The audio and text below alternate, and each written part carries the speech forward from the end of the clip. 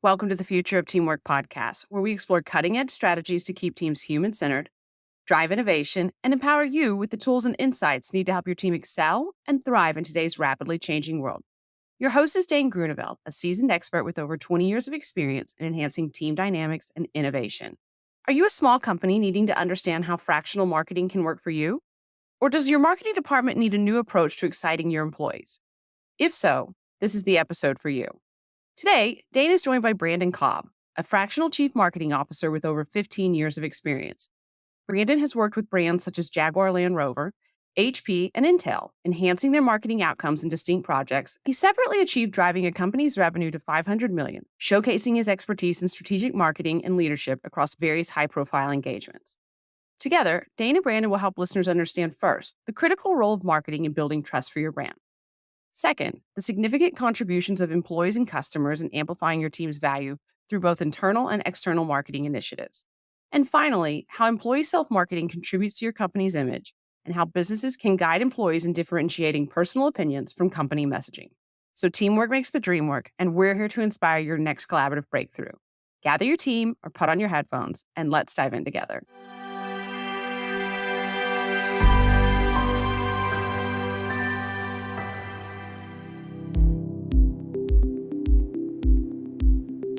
Welcome to the Future of Teamwork podcast. My name's Dane Groeneveld, CEO of the HUDDL3 Group, and today I'm joined by Branden Cobb, who's just down the road from me in San Diego. Welcome, Branden. Hi, Dane. Thank you very much. Excited to be here. I'm glad to have you here. So you're a Fractional Chief Marketing Officer, and you and I were just talking before the show about the work you've done bringing a number of brands into the US and how for you, marketing has been both external and internal when you're sort of coming into like brand values, employer brand, communications. We even talked a little bit about gamification. So it's going to be a fun conversation. Definitely, yeah. You know, I find that in many cases, marketing internally is just as important for team motivation and productivity as marketing externally is for consumer demand. No, I believe it. In fact, I would say I've probably spent more time marketing internally in my career than externally, just in the industries that I operate in. So I'm always fascinated when there's someone who can run both together, particularly in industries where you want your employees to show up in the way that you're telling your customers your brand, presents and sets its values. So that there's a good harmony there. Absolutely. So tell us a little bit more about your background. How did you come to be doing this work with teams and the research that you're doing? Like, what's the backstory there for you? Yeah, I think as with everybody, COVID kind of shook things up.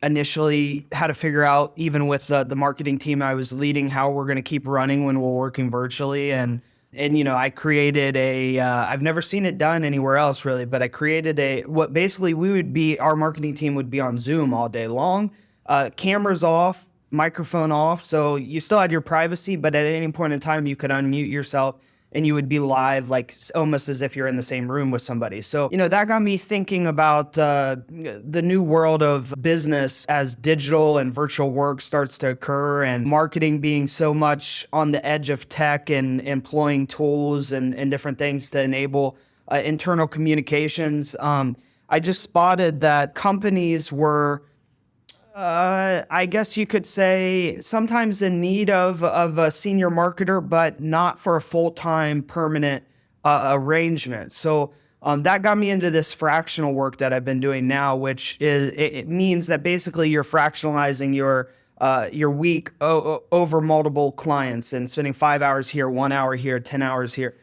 And so what that entails is really coming in and setting up marketing teams, setting up the marketing infrastructure, and then enabling companies to go about their way.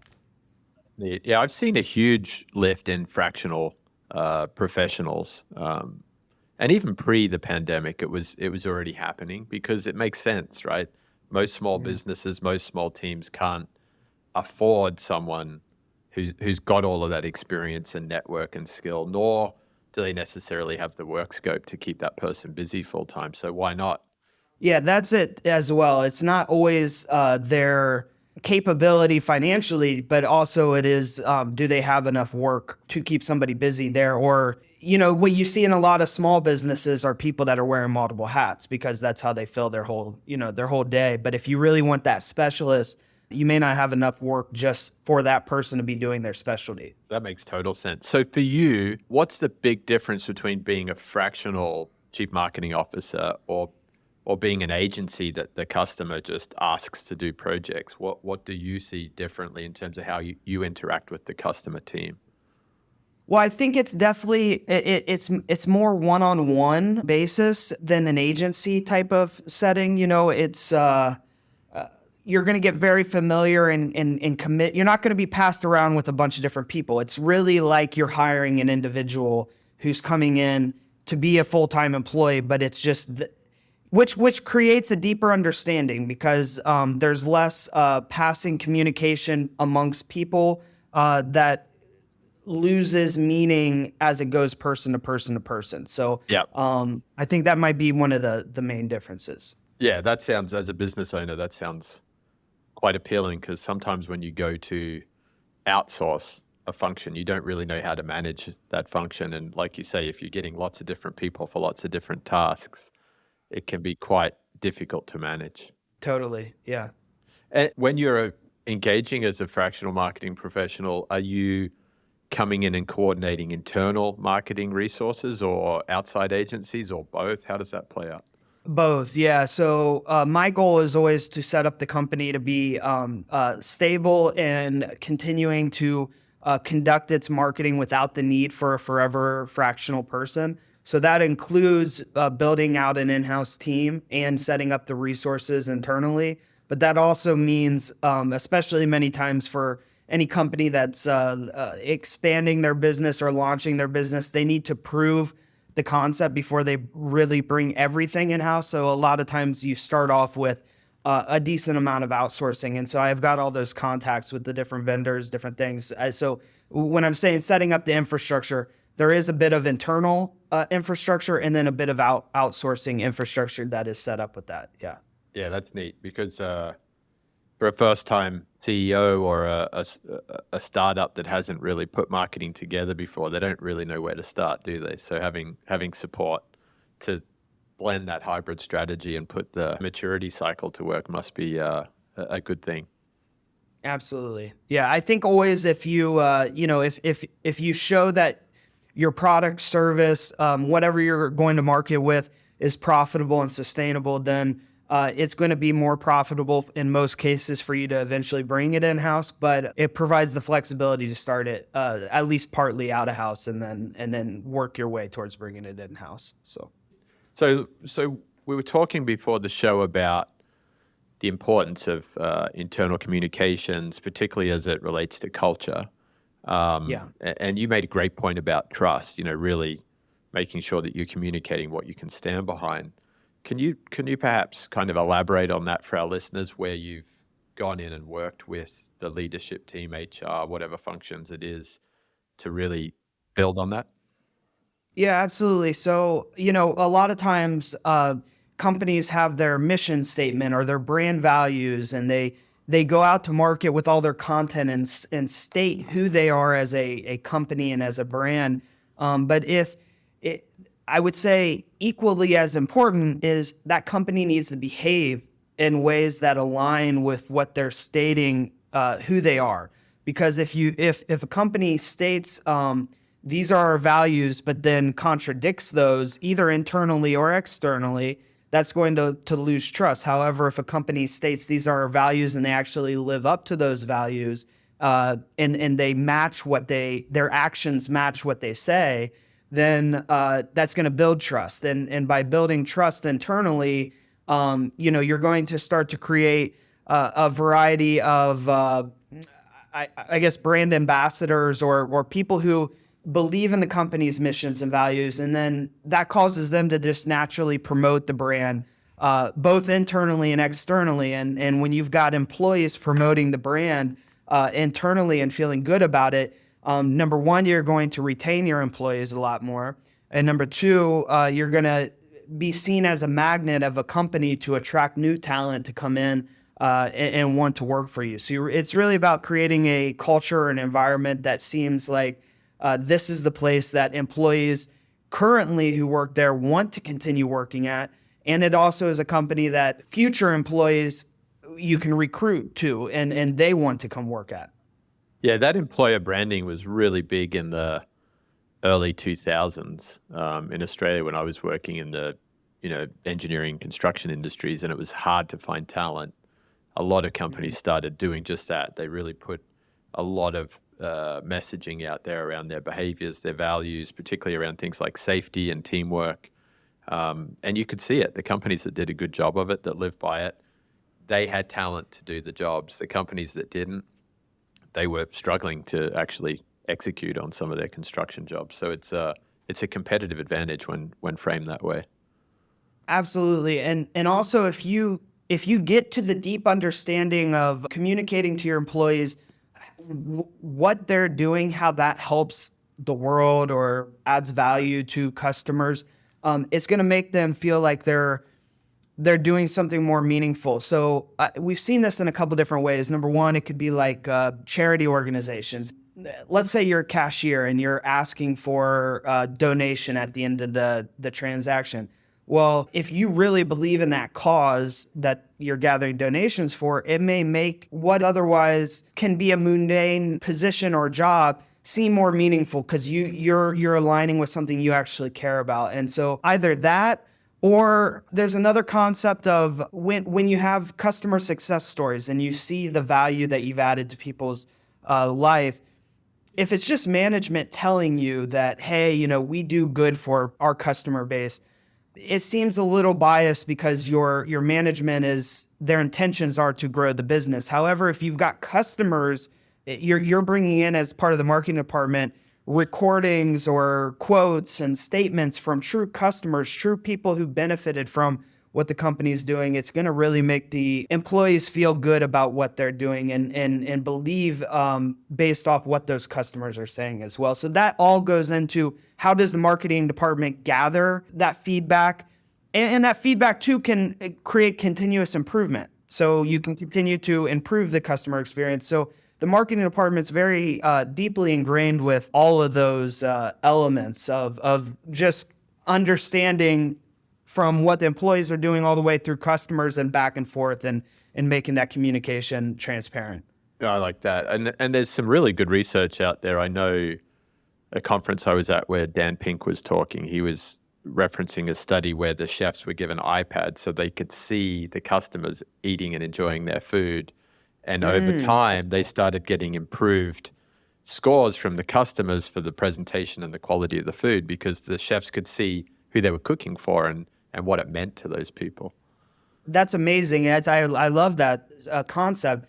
And I would imagine that like the chef could see when they're really enjoying something, when their nonverbal reaction is something tasted a little sweet or too salty or something, and they could slightly make adjustments which aren't just so easily communicated between the eater and the chef there.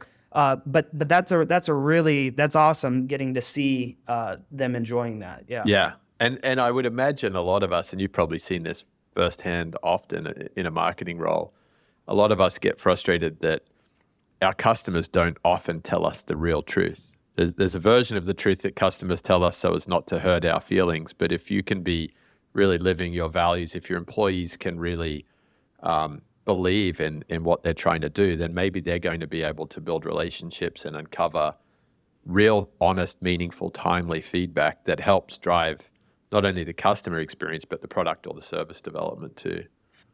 Absolutely. Yeah, that's spot on. And I think so marketing, if we're saying marketing, part of their role is opening the communication line between customers and employees, also opening the communication line amongst employees, whether it's creating discussion boards or private social media groups or things where people can communicate amongst each other. It enables a transparency, a voice. You feel heard. It's a voice. You're giving everybody a voice, and these are elements that the marketing department can help enable. So. Yeah. So where do you see then, I like that framework of opening communication lines, whether it's with the customer or employee to employee, particularly across departmental functions. Where do you see the role of marketing in an organization sitting when it comes to like executive team meetings? Because to that point that you've just touched on, it touches HR, touches product development, it touches sales, it touches, all of your fulfillment operations. Like how do you create that proximity with all of those different stakeholders and teams? Yeah, so I think number one, continuing to remember the word experience. So your employees' experience and your customers' experience, and what would make for a better experience for them. In many cases, if you're having a top management team meeting, and for the people not included in that meeting, some curiosity, what's going on in that meeting, some anxiety or fear of what's possibly going on in that meeting. So trying to create a company newsletter or something that allows a summary to go out and I mean, in general, I think transparency is pretty good. Sometimes, of course, you have to have some confidential elements going on. But if marketing remembers and tries to think about every stakeholder, every person in the ecosystem's experience and how to improve their experience, then I think some of the decisions or the implementations will just come naturally. Yeah. And if you extend on that thinking around experience, because I see a lot more titles out there, Branden, around like head of employee experience or head of customer experience or head of community. If you expand on that experience, like where does that tend to sort of land in the organization? Does it show up in newsletters primarily? Does it start to turn up in training materials? Like where does it kind of infiltrate? So experience is ingrained all throughout. I want to state something that I think experience is one subcategory of marketing, but I don't believe it is the umbrella of marketing. I believe like revenue management is the umbrella of marketing, but experience and creating good experiences may help lead to more revenue. So it's an umbrella, or it's a subcategory, but it's not the overarching. I would put more revenue interested executive in charge, and then an experience slightly below that. But with that being said, experience is going to, I guess it's ingrained all throughout, and that involves how they feel about the brand, how they interact with the brand, the overall culture created, but also events and things. So, marketing's going to be creating a lot of probably and organizing a lot of events, both internally and externally. And so what's the experience? What's the vibe? What's the feeling employees get when they come to these events? And making it fun, engaging, not just mind-numbing of sitting through listening to something you don't want to listen to, but rather engaging and memorable, where then the employees, when they come to the internal company events, they go online and they share with the hashtag what they're doing at the company events. So now you've got them promoting internally, and again, that's going to help keep up everybody else's motivation and perception of the company, but also it's going to attract possibly people that want to apply or come work for the company as well. No, that makes a lot of sense. And we've seen since the pandemic in a lot of teams that events are supercharged now, because with teams working hybrid or remote, there's just so much more value to be had getting together. It's not like, oh, they're dragging me to another conference. It's like, wow, I get to go and see my team. Yeah, and even in virtual settings, I've seen a lot of teams, obviously, they get together for quarterly, half year, or annual gathering of sorts, and that builds a deeper rapport amongst each other. So, and that plays out when they go back to working virtually. There's a deeper understanding, because when we're talking about also marketing enabling with technologies and tools of sorts to conduct communication, well, working virtually, there's the concept that when it's a little distance, people are they're more willing to just say things without thinking how that affects the people that are going to hear it and whatnot. But when you're getting together in person, I guess it holds everybody a little more accountable. Yeah, So. definitely. No, I like that. On virtual team experiences, before the show, we were talking a little bit about gamification. Mm-hmm. So where have you seen gamification play out in the lens of bringing more connectivity, learning, excitement to teams?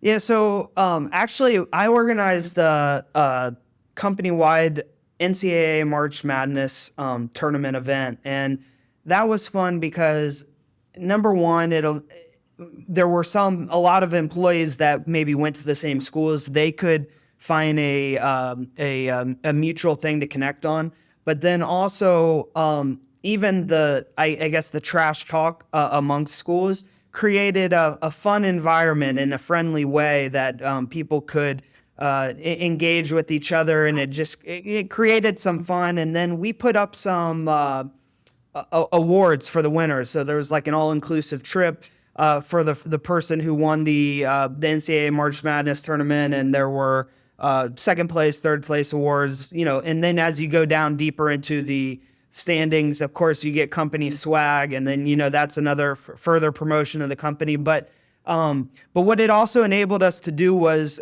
put out weekly, or I don't recall if it was like bi-weekly, weekly, but the tournament's not that long. But nevertheless, we put out standings at various points through the tournament, and so that enabled the company to be in communication, keep everybody plugged in into a central feeling good about the company, because they're getting constant communication about the company, but it's not about something that's just nagging them on something they don't want to hear about. It's something that's fun and exciting to look at. That's an interesting point. We're all living in a world of like inbox, overload, and now there's text messages, WhatsApp, Slack, LinkedIn, you name it. We're getting messages in so many channels. Sometimes you forget where you saw something or who reached out to you where. If you're bringing people through a gamification event like that, whether it's fun outside of work or it's sales team stats, but if you're bringing them together regularly, how important is it to make sure it's not all business? Do you always have to kind of create a bit of a fun element just so people come back and don't feel like, oh, it's just I'm working for the man here again. It's all for them, not for me.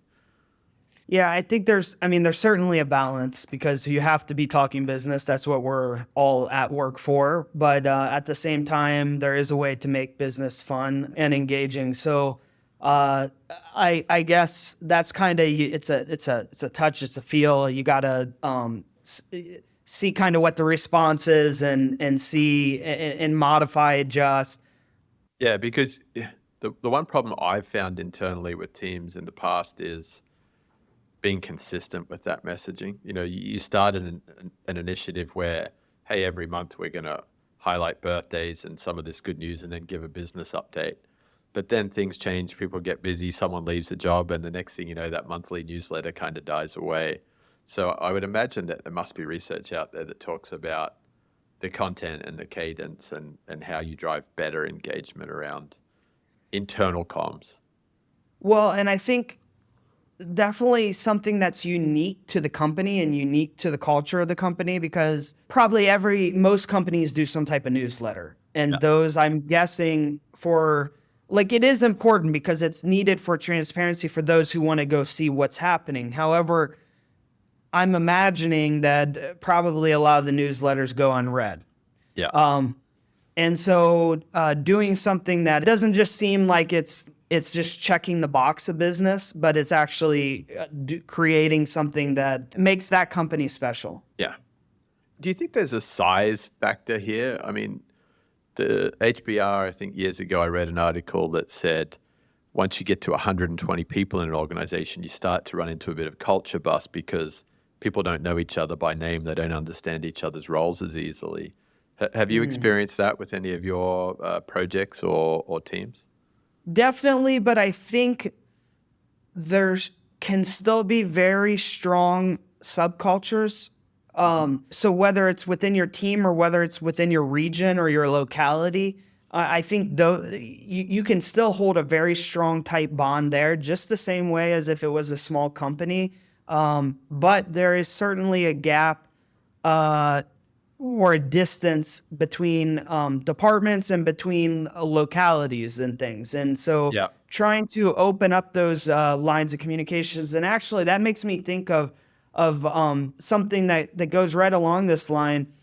Goodwill CEO, I know her name's Ani. She's a very nice lady. And she recently was quoted saying something along the lines of, the Reuters publication was talking to her about whether customer experience and customer service should be going along with like the concept of strategic marketing. And what she basically said was that when you live in silos in your company, it creates a disservice to the customers because they don't live in silos. They come to your company and they experience your brand as one. They experience their experiences as one. So when you can start to communicate and create a seamless experience amongst your different departments, that's important. So that goes back down into how does marketing help internally? Well, breaking down those silos, of course, there's benefits to silos. But being able to share data and information and company-wide databases instead of department siloed databases and different and creating those mix and mingle opportunities amongst where even in an informal setting, maybe your service reps are talking with your marketing department and different things. And you just want to enable, as a marketing department, you want to enable those communications. So again, when your customers, they don't care that somebody's in a different department. They're just experiencing the brand as one. So. Yeah, that's a great point. And that actually ties back into your earlier point on, fractional versus agency too. Like once you get disaggregated and you're having to deal with lots of people for lots of different things, it is tough as a customer. It's tough as a team member. If I'm trying to get something out of the accounting function and actually they point over to IT and say, well, it needs to come to there. And then you get to IT and they're like, but I need HR's sign off. You're like, you're on a wild goose chase. Well, especially if you're on a phone line and you're getting passed around and then you have to restart the conversation with each person. It's, yeah, but you know what, that goes when just focusing internally. Let's say somebody has a suggestion for any other department, but somebody has a suggestion for marketing. Making it an easy process to make the suggestion and a streamlined process where they're not getting passed around or don't know if their suggestion made it to the next link of the communication and everything like that. So again, I think going back to thinking about the experience of each individual and what would make everybody's experience better. And so many times I think we worry about the customer's experience, but we don't worry enough about the internal team's experience. Yeah, so. Well, that's a good call out. The mix and mingle opportunity that you talked about there, is that a physical event or have you done that digitally? So definitely there's the physical opportunities and that's, from, I don't know, all kinds of different reasons why you can get people together. But nevertheless, on the digital side, that goes back to where I'm saying like a closed Facebook group or a discussion board. Maybe it's in your company's dashboard that employees sign into and there's easy to communicate dashboard or good notifications when like different discussion topics and people can choose to follow whichever discussion topics they want and receive notifications on those topics. But then it enables people to drop their comment there and people from different departments to be mixing and mingling. So I definitely think there's digital ways to enable mixing and mingling. And you could go back to gamify that too. It could be, maybe the comment that receives the most likes or the comment that starts the deepest discussion. There's some type of award there too. So you're still you can be incentivizing that. And you can go back to, depending what that award is, maybe the employee feels so proud or so excited enough that they want to share it online. And then this becomes a flywheel effect or, there's a bit of a circular element to it. Yeah, one of our former guests, Luke Williams, he talked a lot about ideas getting better the more people kind of touch them, shape them, contribute. So that concept of yours, digitally encouraging people to drop something in the chat and get people sparked up, is a cool way to create some inclusivity in the team and a bit of excitement. Definitely. And I think either providing the training or the knowledge, or otherwise just making sure it's known that people need to engage with others' comments respectfully and also in a way that continues to encourage engagement. So, diverse opinions can be very good, and sometimes and knowing how to criticize somebody without just destroying them too. So it's like constructive criticism, I guess, and that, whether that means you have an education department or something, but just working to think about how to encourage and make everybody find it enjoyable. Yeah, and that reinforces those kind of brand and culture statements and behaviors. So it all starts to kind of interweave, doesn't it? Yeah, absolutely. Yeah. What's your view, Branden, on the future of marketing within the team? Like, what's going to change in the next 5 years? We've seen a lot of change just through the pandemic. Is technology going to be a big angle? Are marketing folks going to be spending less time on the technology and more time out in the field? Like, what are you seeing as emerging patterns there? Well, one thing I think is that as everybody ends up having their online image and whether it be their LinkedIn profiles, or we go back to Clubhouse, right? So Clubhouse never, it didn't really hang around, but at the point you could, I mean, I guess it's still going, but anybody could hop in and then you start speaking, and it's kind of like you're the spokesperson for the company. So this is good and bad. What that means is that every employee, which has always kind of been the case on the front line employees anyway, but every employee is a representation of your brand and your company. But now, as everybody has individual profiles and everything like that, basically what I'm saying is your internal employee base, I guess, is also representative of your brand. And so you need to be aware of that and how that comes across to your customers. Yeah. And that could be including having a diverse employee base and being able to connect with customers of all sorts. And there's a lot of concept of how you build yourself internally will affect the external image. Yeah, that's a really good point, particularly on the diversity piece, is that everything's very visible now on a day-by-day, hour-by-hour basis, because of channels like LinkedIn. And you're right, certain customers are going to connect with certain types of people. So if you want to really be sustainable and growing, there's a lot of value in getting that right. Where do you go on things like social media policies these days if you're really worried about how your employees are showing up out there, how they're marketing themselves and by inference the company?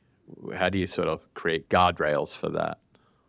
Yeah, it's in being in marketing of I was involved with a company of 3,000 people, and sometimes we had situations where somebody on their personal profile says they work for us, but then they go and they comment on something on the presidential election or something like this, and then creates people who disagree with them coming back and sending messages to our company telling us that this person is not representing your company the right way. So I think the key is you want people to live who they are and be who they, give people the freedom, but you also, you do want to make sure your employees know that when they're commenting on any social media or presenting themselves on social media, that unless authorized by your PR department, they are acting on their own. So yeah, they are an employee of your company, but they are not talking on behalf of your company. And that goes back to the Clubhouse issue, or people going on podcasts or anything like that, is that you need to make it clear that these are my own opinions. This is not the company's opinions. Yeah. So I think that's one thing. And then it goes back to really still just building, if you hire people that meet the values and meet the standard that you're looking for, that's part of the brand living who it says it is having a core that also embodies the values of the brand too. So Yeah. I really like that that hygiene factor of, hiring well to your values, but also giving them a little bit of awareness. One of my old bosses always said, if what you write was to show up, on the company newsletter or in the local paper, how would you feel about explaining it to those close to you? And if you feel good about it, then post away, but never claim it's anyone else's opinion but your own. I like that because it gives a simple thing that people can always remember and think like, should I say that? Should I not? Should I? Yeah. So that's good. No, it is neat. And so we talked about the future of marketing and some of that direction, which I thought is really cool. What about you personally? What are you excited about, whether it's tools or techniques, but what are you thinking is really going to create leverage for teams that you're getting to go out there and work with in the next few years? Yeah, well, in addition to number one, working on a fractional base, I think is very interesting because you get to see a variety of situations.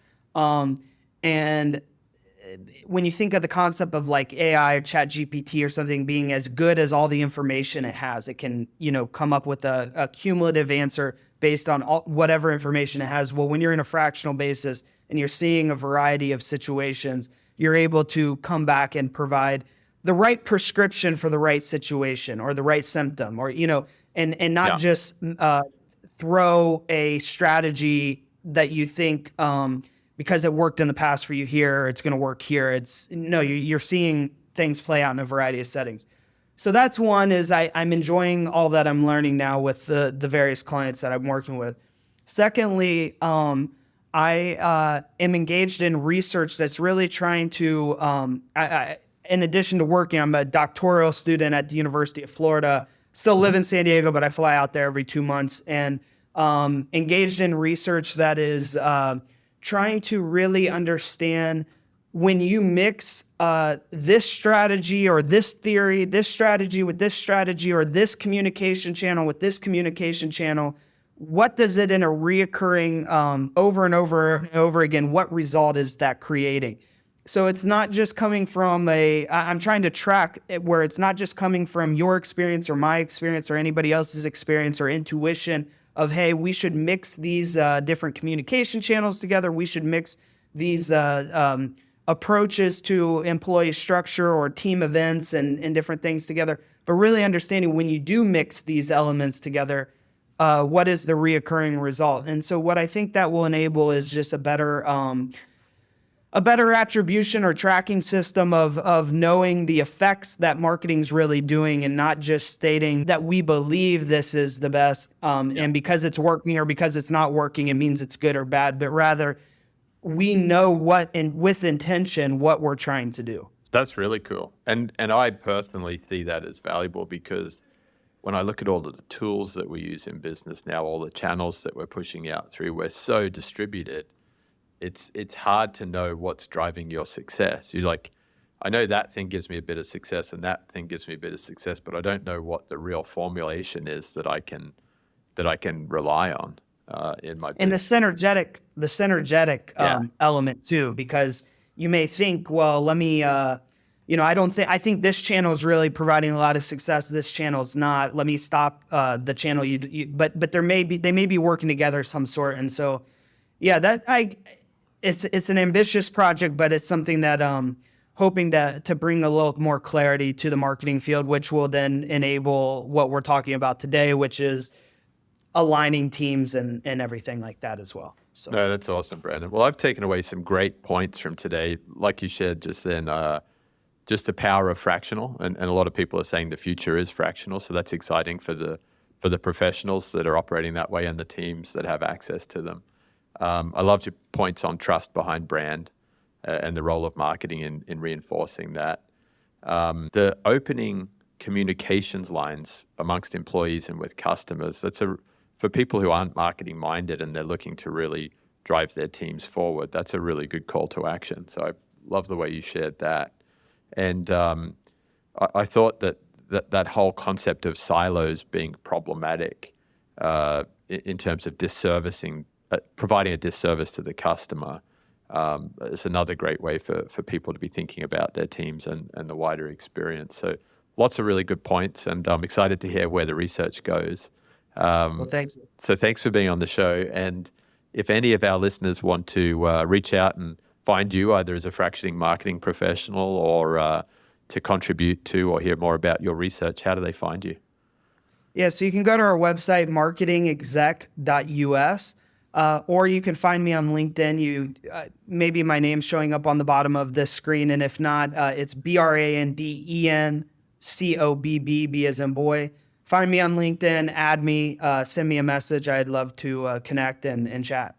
Awesome. I'm sure you'll get a few connects there, and good luck with it all, Branden. Thank you very much, Dane.